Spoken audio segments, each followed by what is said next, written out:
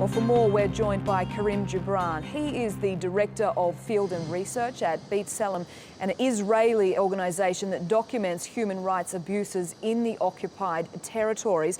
Thank you so much for joining us. I understand this 12-year-old girl was caught with a knife, well, allegedly caught with a knife, but really, what is a 12-year-old girl doing in jail in the first place?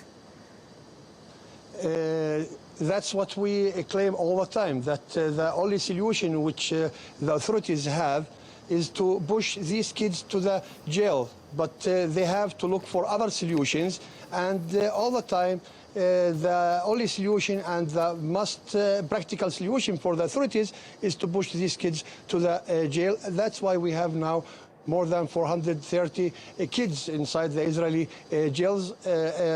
Part of them, they are 12, 13, 14 years old. And that's, we can say very clearly that it's unacceptable by us as a human rights organization. And it's not acceptable by all the laws and even the Israeli laws.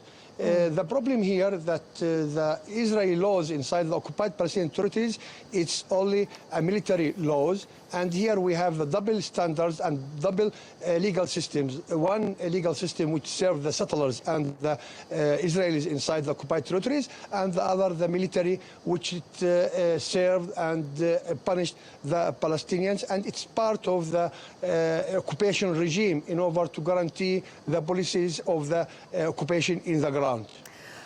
I think Israel would be likely to say, if we just play the devil's advocate here for a moment, Mr. Jubran, is that this girl was in fact carrying a knife. She was charged with attempted manslaughter, and therefore putting her in jail may have in fact saved the lives of some Israeli people. What would be your thoughts on that?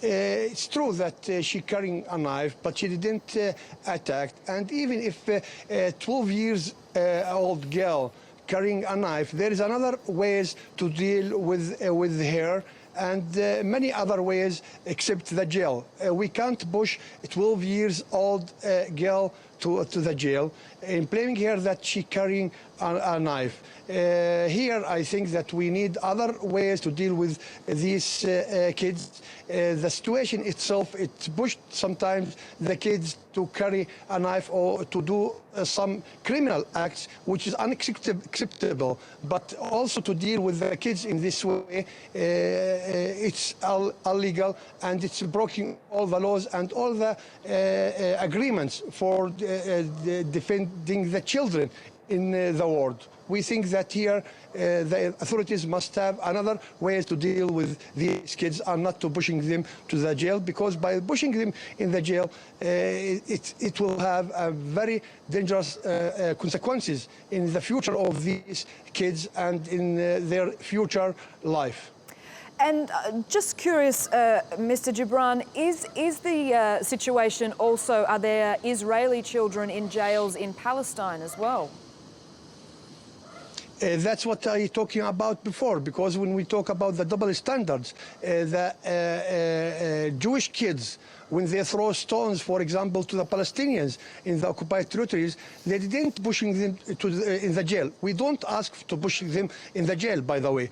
But here we have a double standards. Very soon they can catch a Palestinian, not only for carrying a knife, for blaming him that he throws stones at 12 or 13 years old kid, and they very easy they can push him for months inside the Israeli jails. But in the other side, in many cases, we document in our video cameras as a human rights organization, settler kids throwing stones to the Palestinians in the presence of the police and the army, and they didn't punish them in this way. They didn't arrest them. Even they didn't prevent them from doing their attacks. And that's what we call the double standards in the ground.